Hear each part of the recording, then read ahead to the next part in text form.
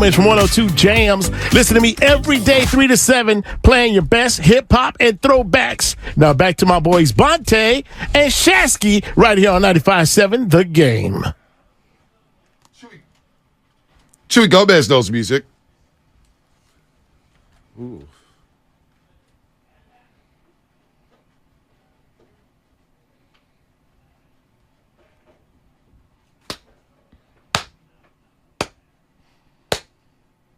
Diana Ross? Heck yeah.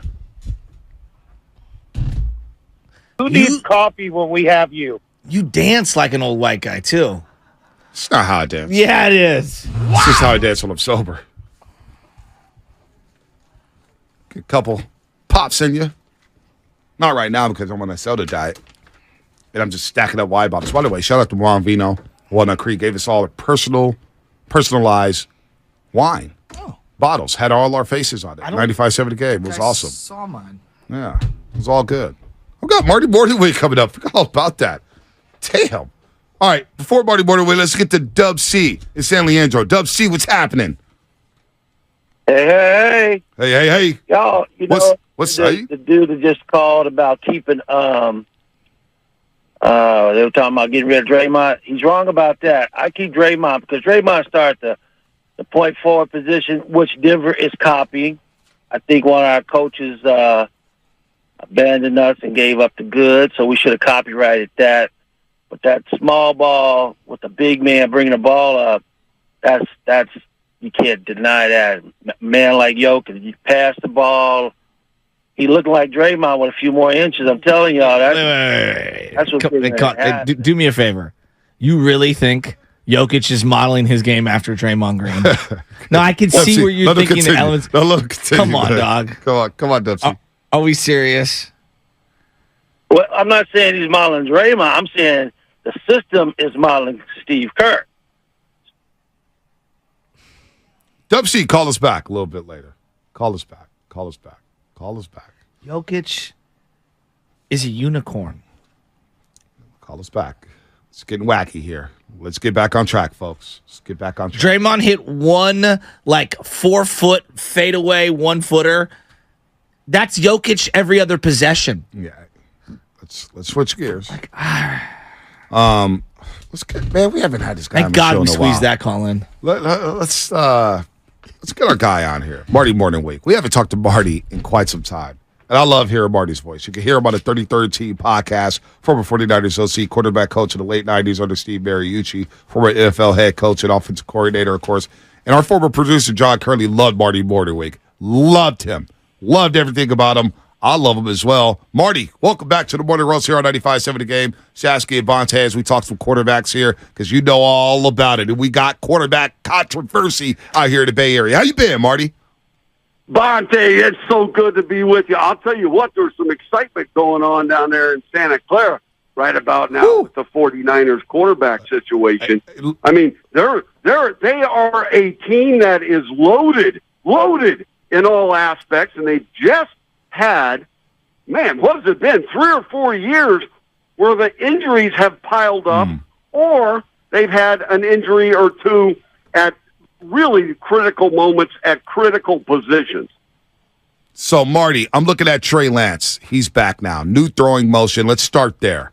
Last year he suffered arm fatigue. He was throwing a lot. I'm not sure how a quarterback could experience arm fatigue. Maybe you could speak to that. But also his new throwing motion. What did you think of it? How did the ball come out? Did you like his form? Did you like the way he released the football? Tell us about Trey Lance and what you saw in the videos, Marty. Well, out of all the quarterbacks with the 49ers, this young man, Trey Lance, may be the most talented of them all. However, there's a lot of talented dudes that aren't playing in the NFL, right?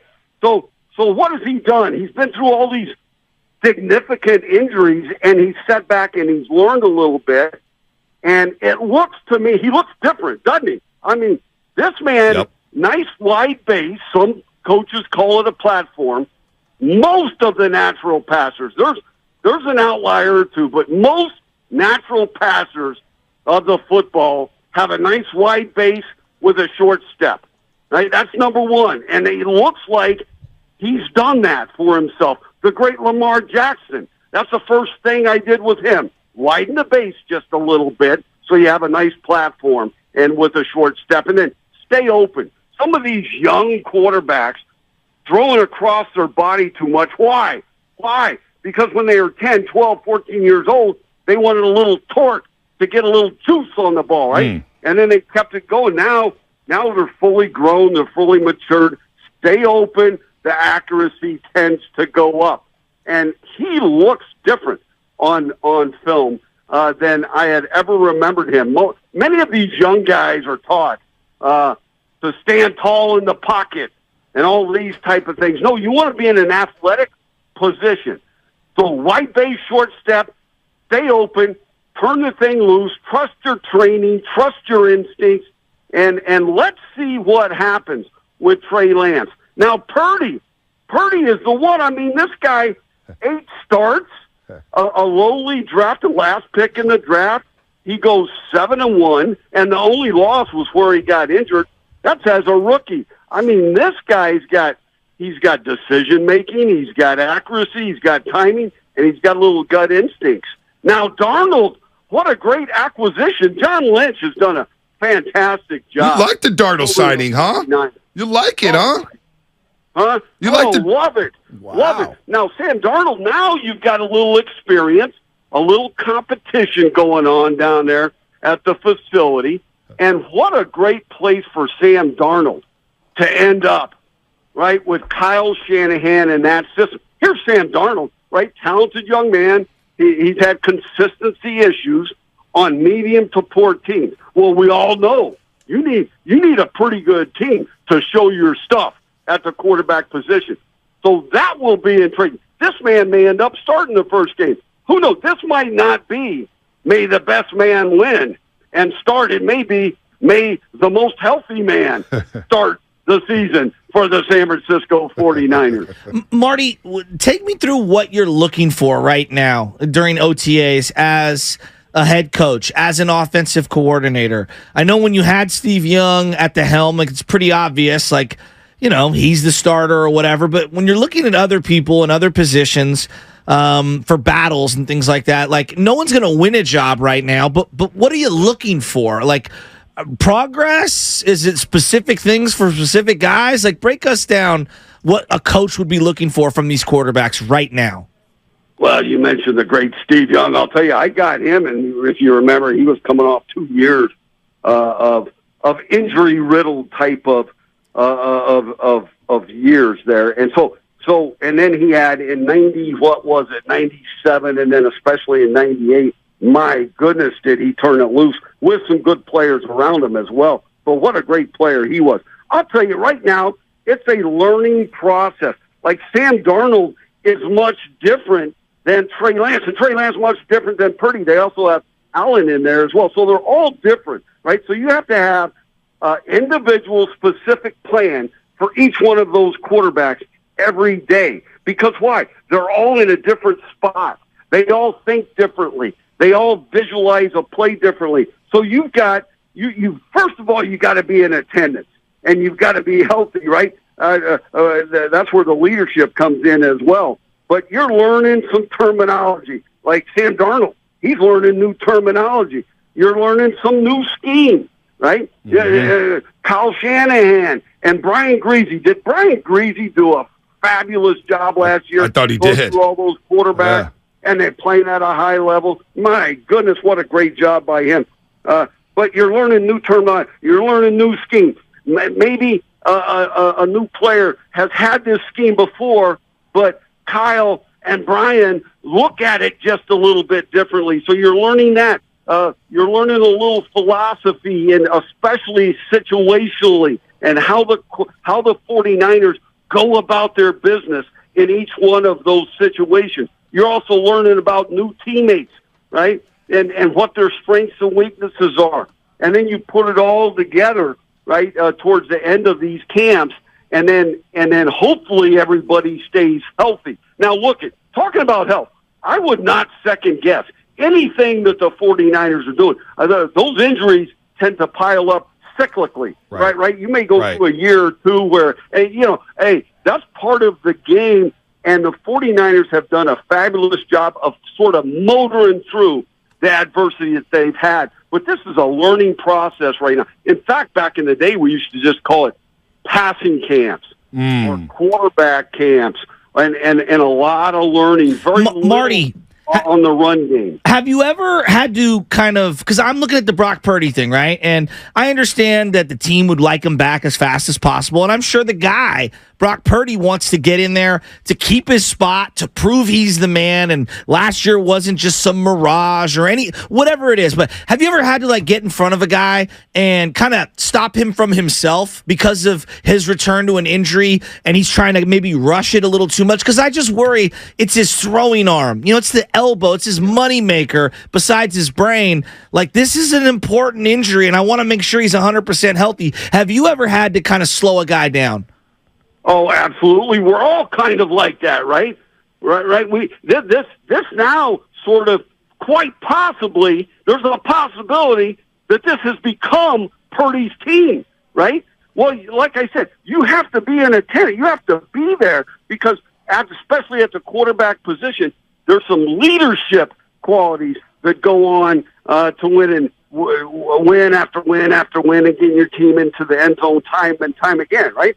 So yeah. Now there's probably a 2-month span. Some guys heal up really quickly. Other guys are kind of right in the middle, and other guys it might take a couple of more weeks for them for it to be reasonably safe. Right. For them to go out and perform. And I would expect that the 49ers, too early is probably worse than a little too late. So I'm sure that's probably their philosophy there. So we got big aspirations out here, Marty. We're talking to Marty Mornhinweg. Of course, you can find him on Twitter at Marty Mornhinweg, former NFL head coach and OC. He's been he was a former Niner, of course. We love him out here in the Bay Area. Hear him on a 33rd Team podcast where he breaks it down as well. Trey Lance, only 4 starts. And we didn't like the game plan with Trey Lance last year. We wanted to see him turn it loose, put the condition in Chicago. You had to kind of play it safe there. And then to Seattle, you had to run heavy here. The Niners have Super Bowl aspirations. Can any one of these quarterbacks that they have on the roster, because it's not, the history tells us you can't win with the quarterbacks that you have on the 49ers rosters due to their age and inexperience. But if it's Trey, can they get to that promised land? What does he have to do better to get to that promised land? Is it as simple as just playing the game and getting experience? What do you need to see from Trey Lance to be the guy here in San Francisco? Well, you're right. Experience goes a long, long way, doesn't it? However, because of injury after injury, his developmental process, it just got stunted, didn't it? And he's got a few consistency issues, right? Great quarterbacks rarely miss the easy ones, right? Average to poor quarterbacks, they miss them on a regular basis. You can't do that because that pulls not only at the offense, but the entire team. And then the mojo kind of disappears. You got to have a little of that mojo. I believe in that, a little momentum, right? So Trey Lance, it looks like he looks different on film. It looks like maybe he's got that consistency problem possibly taken care of. Now, you look at this thing. You build on hundreds of reps, and it turns into thousands of reps, and then he's got an opportunity to develop himself into an accurate passer, and that is what needs to happen for Trey Lance to lead the 49ers to the promised land. Marty, can you be my life coach? What do you charge per hour, man? I need you in my life, man, to get me fired up to do this radio show every day, man. You got so much great energy. I'll tell you what, Monty, look, in the NFL, I would tell the staff that I was coaching with, right? Look, one thing that is overlooked, especially at the NFL level, is a little motivation. Even your best players, even your highly motivated guys, need a little juice every now and then. Yes, sir. Let's make sure that we bring it every day. And so that's just part of living life, right? Yep. Hey, if you're optimistic, good things tend to happen. No doubt. If you're pessimistic, it doesn't happen as regularly. Marty, a little something off the side here. Have you had a chance to take a look at Caleb Williams? Yes, I have. Okay. I have not studied him in depth like some of these other fellows, but what a great great player this man is. I mean, Mark, and I want you to expand on that because maybe I'm a little okay. Mahomes is the gold standard right now, and he's such a unicorn. So it's totally unfair to say anyone reminds you of Mahomes. It's like saying Joe Montana around these parts. It's sacrilegious. But watching this kid make throws, the way he contorts his body, I mean, the arm talent I'm seeing, maybe I haven't been around as long as others. I feel like he's as good, if not better, than any college quarterback throwing the football I've ever seen in my life. Yeah, I would expect, which is sort of unusual, that 95 to 100% of all scouts, personnel, men, and coaches will have this guy as the number one pick. I mean, I would think that would be the situation. All right, you take Patrick Mahomes, I would suspect that most of the evaluation meetings, the personnel and coaches on, it was about 50-50 on the great Patrick Mahomes. Are you kidding me? Yeah. Right? So, but I would expect this guy, now the expectations will be sky high when he enters the NFL as well, as long as he's healthy, right? But I would suspect that this guy may be sort of a John Elway, Patrick Mahomes, Josh Allen type of fella as far as production. Now, they're all different, right? Even if they're in the same mold, right? They're all different with their strengths and weaknesses and how they view the game of football and how they view a particular play and how they speak and how they lead. So they're all really, really different, and it will be real interesting to me. If he can, some guys come out of the college game and kind of seamlessly transition into the NFL. Other great ones, it took a year or two or more even, right? It's just, and some great quarterbacks in college never get to the transition part of it. They never play well. Some of that's a little fortunate because, like we said, you need to be on a decent team to show your skill and ability at the quarterback position. Marty, always a pleasure to hear from you. We'll do it again during training camp when it heats up out here in Santa Clara when the Niners are trying to figure out who's going to be starting week one. Marty, you're the best, man. Thanks for taking the time and talking some football with us. You know I'm from that area. Oh, yeah. That's where I grew up. Oh, I know. High school, High Flying Eagles. Oh. So I may go be seeing my mama and my brothers and sisters down there. So I may have to drop by training camp. Oh, Please you will do. drop by. Please do. We will be at the Hilton Hotel Let's before do practice. at least an hour together. At least you'll come in We'll studio get you live. breakfast. Well, yeah, no, we'll do it all. We'll make it happen, Marty. Yeah. We will make it happen. Bingo. There it is. I love this guy. There it is, Marty Mornhinweg.